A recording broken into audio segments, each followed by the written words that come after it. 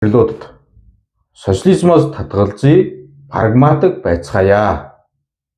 За үүний тулд болохоор жишээ болгоод Орос ардын оногоо 1 ноёны 2 зарц Иван гэдэг оногоог ярьж өгье. Манай ангийн анд лавга надад ярьсан байгаа. Түүнийг та бүхэнд ярьж өгье. 1 Иван оюун дээрээ ирээд "Эзэн, та яагаад над юрдэ 5 копегийн цалин өгч байгаа юм бэ?" Харин Иван 5 рублийн цалин өгч байгаа юм бэ.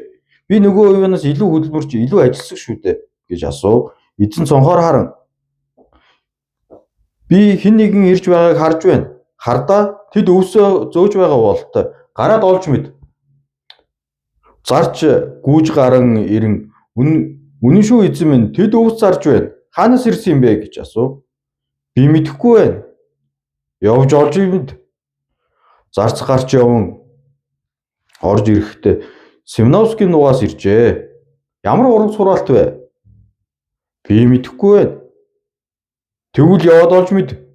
Зарц гарч яван дахин орж ирэв. "Эзэн, анхны ургац байна." "Хэр их вэ?" "Би мэдэхгүй." "Тэгэд очоод олж мэд." Зарц яваад босож ирэв. Тус бүр 5 рубль.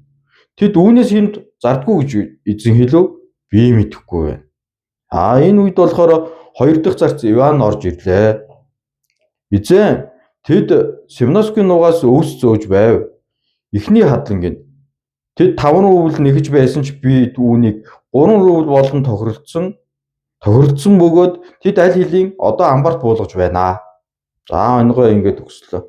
За энэ оногооноос ерөнхийдөө бол та бүгд яг нэг ажил хийдэг 2 Иван болохоор яах нь? Нэг нь 5 рубль, нөгөөх нь 5 копек буюу 100 дахины ялгаатай